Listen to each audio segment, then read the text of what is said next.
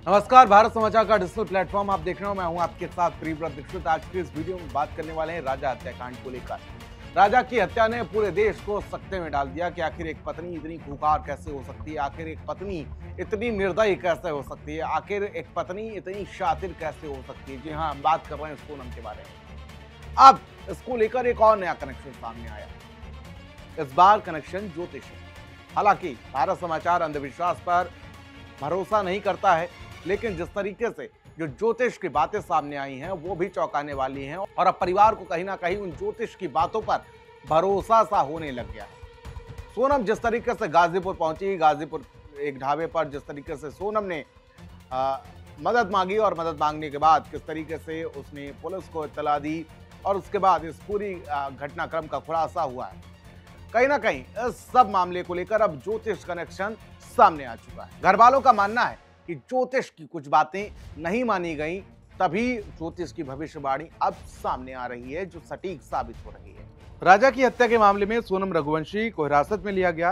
इस मामले में सोनम के घर वालों ने जो टोने टोटके किए वो सच साबित हो गए। उनके पारिवारिक ज्योतिष ने 2 भविष्यवाणियां की थी जो सच साबित हुई, जिसमें से हनीमून पर खतरे की आशंका और बेटी की वापसी के लिए टोटका शामिल है। हालांकि भारत समाचार इन सब की पुष्टि नहीं करता, अंधविश्वास को बढ़ावा नहीं देता, लेकिन जो घर वाले कह रहे हैं हम उनकी बात कर रहे हैं। ज्योतिष अनेक पांडे वही हैं जिन्होंने सोनम और राजा रघुवंशी की कुंडलियों का मिलान किया।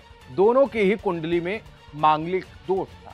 हालांकि वर वधु मंगली हो तो इस दोष को बिल्कुल भी नहीं हो सकता। मतलब अगर वर और वधु दोनों की कुंडली में मंगल दोष है तो दोनों की शादी हो सकती है, क्योंकि ऐसे मामले में एक ही घर में मंगल होते हैं, तो इससे कोई आपत्ति नहीं होती है।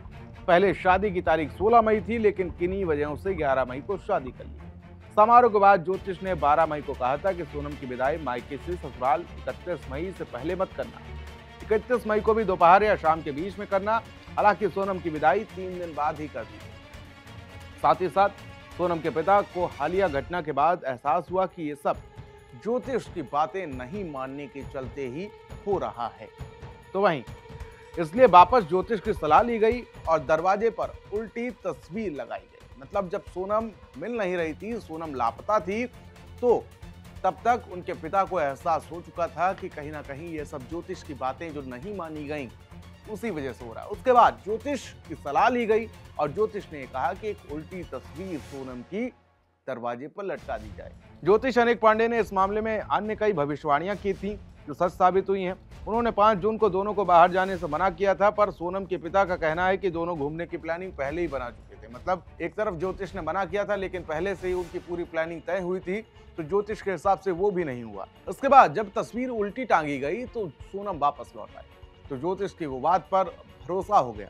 साथ ही साथ सोनम के पिता देवी सिंह रघुवंशी ने बताया कि शादी के बाद दामाद 1.5 माह तक घर नहीं छोड़ते, इसलिए उन्होंने विदाई के लिए 5 जून का मुहूर्त निकलवाया था, लेकिन 21 मई को ही सोनम और राजा कामाख्या देवी के लिए रवाना हो चुके थे। सोनम के पिता ने बताया कि उन्होंने मैट्रिमोनियल साइट के जरिए ये रिश्ता जुड़ा था और उसके बाद आपको बता दें कि सोनम और राजा रघुवंशी की शादी तय कर दी गई। उन्होंने बताया कि दोनों की कुंडलियों में मंगल जो था वो एक ही घर में था, तो उसको लेकर कोई दोष नहीं माना गया और ज्योतिष ने भी सलाह दी कि शादियां कर दी जाएं तो कोई दोष नहीं होगा। सोनम के पिता ने बताया कि बेटी के लिए रिश्ता ढूंढ रहे थे और उन्होंने कई रिश्ते ढूंढे। एक दिन उन्होंने कहा कि चलो सोनम के लिए रिश्ता देखने के लिए गुना चलते हैं, तो बेटे ने कहा कि मैंने मैट्रिमोनियल साइट पर एक रिश्ता देखा है और लड़के से बातचीत करने में उनको अच्छा लगा, जिसके बाद दोनों का रिश्ता तय हुआ। तो वहीं कुंडली का मिलान हुआ। कुंडली में दोनों में मंगल दोष था, लेकिन मंगल दोनों कुंडलियों में था, यानी कि एक ही घर में मंगल दोष था। तो कहीं ना कहीं इस पूरे मामले को लेकर अब ज्योतिष कनेक्शन भी सामने आया। आप कितना इस बात को लेकर भरोसा करते हैं हमको कमेंट बॉक्स में जरूर बताइएगा। तब तक के लिए मुझे दीजिए इजाजत। नमस्कार।